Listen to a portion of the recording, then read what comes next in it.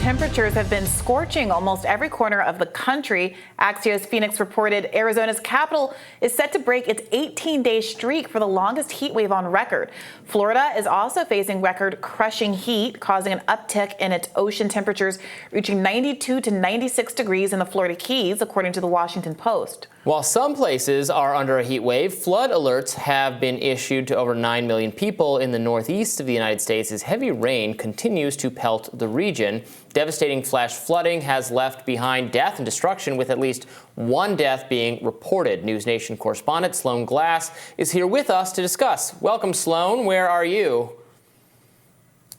I am in Sandy Point, New York, and I just wanted to show you guys an example of how high the waters rose here by showing you a tree that went under this bridge. And I know that I'm on Zoom and that the connection is a little unstable, but I hope you can see that tree and just how many feet the water rose, that it was able to go down this brook far enough that it could get that it could get stuck under that bridge. And you can just see how large that tree is. For it to get lodged in that position is pretty remarkable.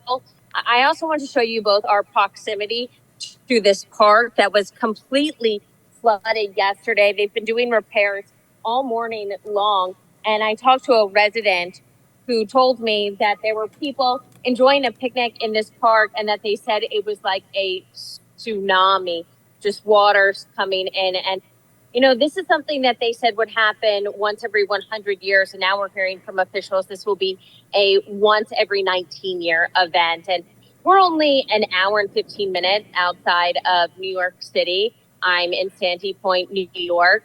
And the worst of the floods are happening all across the Northeast, in Vermont, in New Hampshire. Right now, things are really looking up in New York, but Vermont is still going to get rain, and they are preparing for some real damage ahead. Yeah, I saw some pretty devastating imagery from the Hudson Valley area, entire roads being wiped out in a context that we're not really used to seeing, you know, northeastern flooding that is having that kind of effect on infrastructure.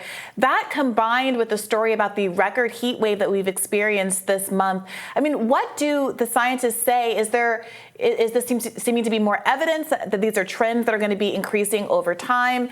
Is there pushback about this being just kind of sporadic? And is there any response to what's going to go on from an infrastructure perspective? Because these are pretty devastating effects that municipalities are going to have to contend with. Right. I mean, there are roads that have been completely wrecked or wiped away, and some residents are just unable to get to their homes. I know that when we were trying to get to this area, every single path that we took was constantly changing, even trying to get to where the Red Cross had set up some relief centers and being in contact with Governor Hochul's office.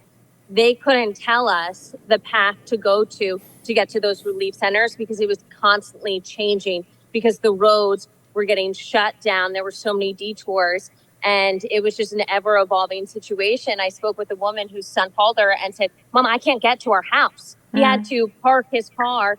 And then she was telling me that she had friends who were boating across to their homes. No one had electricity. And it is a really remarkable event to see in New York. And we've spoken about the fact that this is not something that you would expect in this area. As far as what science is will be, you know, we're hearing that this will now take place a lot more often than what we're used to. Both of you spoke about this heat wave that we're experiencing, but it is really scary to see. What are people in the area saying about the government response? Are they frustrated? Are they feel their needs are being met in this emergency? Everyone that I've spoken to has been very optimistic. I think that they're very happy. I know even from seeing this morning, being here at seeing a huge improvement in this park. It was, look, there's one thing to be said just about Mother Nature doing her work. The air is getting a lot drier. It's sunny, so the mud is going to be drier, and the roads are going to be better for drivers. But also there were workers out here helping and moving really, really quickly. I Amtrak is still having some problems. Trains are still having some problems, but those things take time. And I do think that people are being patient and understand that this was not something that was expected. Yeah, I'm reading that Governor Hochul said she spoke to FEMA and that she's offered all the help necessary, and that Chuck Schumer and Senator Gillibrand announced midday on Monday that they were seeking major disaster declaration from the state from the FEMA. So it does seem like resources are being mobilized. New York is a state that doesn't have some of the financial issues that we see when there are disasters in, like, let's say the Southeast or some of the states that have a little bit more of a funding squeeze.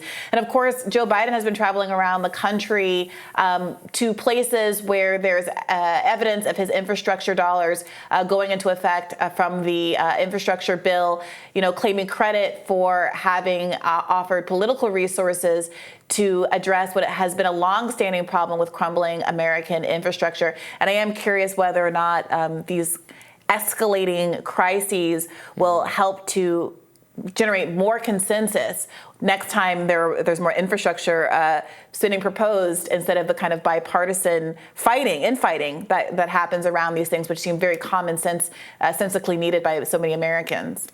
Thank you so much for joining us. We really appreciate your on-the-ground coverage today. Thank you for having me.